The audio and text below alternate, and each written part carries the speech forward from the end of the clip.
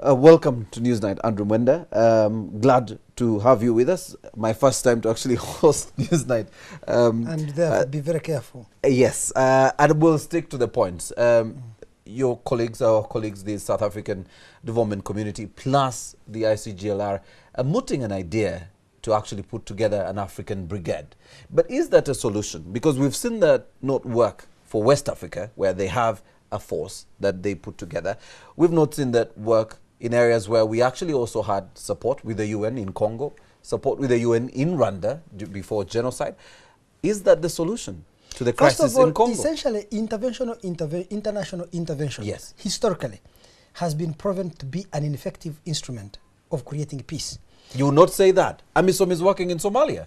Not really. It's too early to judge. But let me tell you this. You see, states make war, and war makes states. If you look at the entire process of state formation, in ancient times up to modern day, states develop internal capabilities, whether it's for tax administration, whether it's for administrative purposes, whatever it is, as a result of exigencies of war. So war is very, very good for purposes of state formation. I heard you raise that debate now, last but let me week show you with this. Gabriel. Yes. You have a situation inside Congo, yes, where there are ethnic groups or individuals and groups in Congo who are disgruntled with existing political arrangements, and they take up arms. Yes. And the international community, or for that matter the African regional states, say, no, for us we will come and help you fight your own rebels. Yes. In other words, they're telling the Congolese state that you are incompetent, retain your incompetence, and we will subsidize your incompetence by giving you troops. What the African leaders are going to do, and what the UN has been doing, is to undermine incentives for ruling elites in Congo to build an effective state that is able to defend the sovereignty and the territorial integrity of that country. And let me promise you, Maurice, that country will not rise up. Let's talk about the crisis in Congo. Surely, Andrew, this is not the first time we've had a rebellion in the eastern part of Congo. The M23 just became active after April 2012. Before that, we had all the friends, initially friends of Rwanda or friends of Uganda, who actually were involved in a crisis or a rebellion in eastern Congo.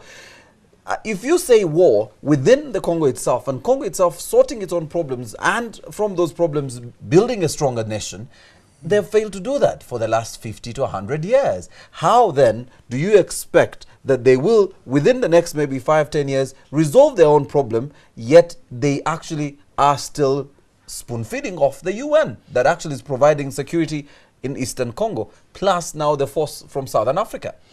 Maurice, if I found you hungry, yes, and I'm unable to provide yourself food, and then I say I will not only give you the food, but I will also be putting it in your mouth, you think I will be giving you capabilities to be able to produce your own food, work hard, produce your own food, and cook it and eat it yourself? Yes, but when did Congo ever show resolve to actually solve its own problem? Actually, when Mobutu took over power in 1965, he was able to organize an army, fight, reunite that country because it was heavily divided, establish centralized control over the instruments of coercion and violence. At what cost? And, yes. and be able to establish a viable state. Now, of course, what Mobutu created finally degenerated as it did. Exactly. Now, once it degenerated, what we need right now is the impetus of war in order to reconstruct the Congolese state.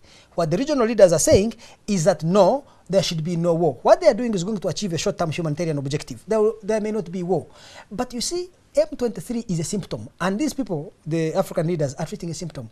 The real problem of Congo is a crisis of governance, that you have a very weak state that is incapable of exercising control over its own territory.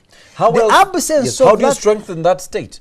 If you cannot, it is to let the different factions in Congo fight among themselves so that the strongest wins. What would be your advice? Many would call for, say, a coalition of, say, rebels or rebel unions or rebel forces, or even a coalition of the rebels from the east with the central government, with the government that is in office, to actually put together a government, probably a government of unity. Maurice, you're asking the wrong question. You're saying, what is my solution? I cannot offer a solution to Congo. No, what would I your can advice? say is one principle I use.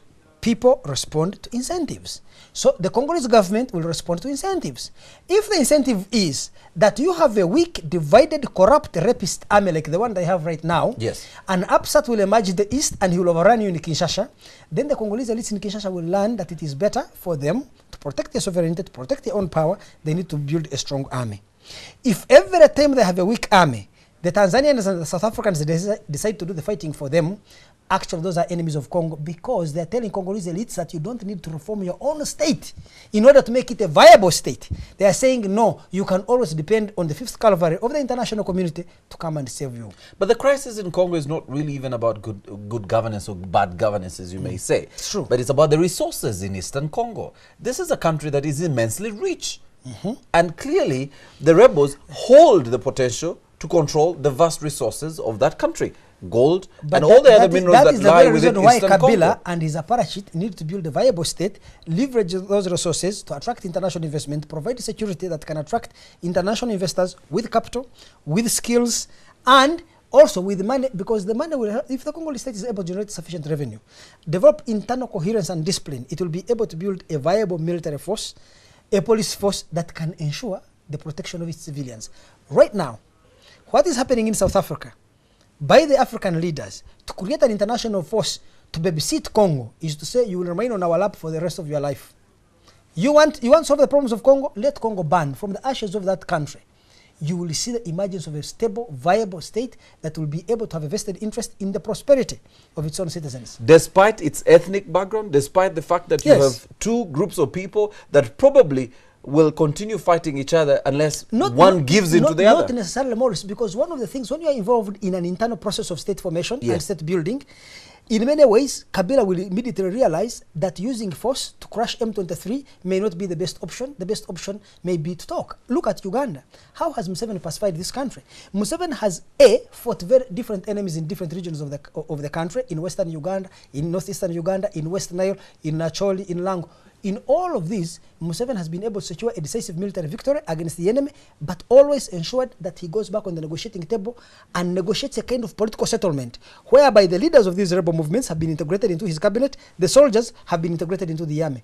Even when you go to northern Uganda today, you will find Sam Okolo, you will find the Banya, and all these LRA thugs. They are wearing UPDF generals uniforms, driving four-wheel drive vehicles as a method of accommodation, because building a country is much more complex task than setting up a company. And therefore, the compromises, bargains, concessions that are necessary to achieve internal social integration and political reconciliation cannot easily be dictated by Andrew Mwenda in the studio, and cannot be dictated by foreign actors seated in the United Nations or seated in South Africa.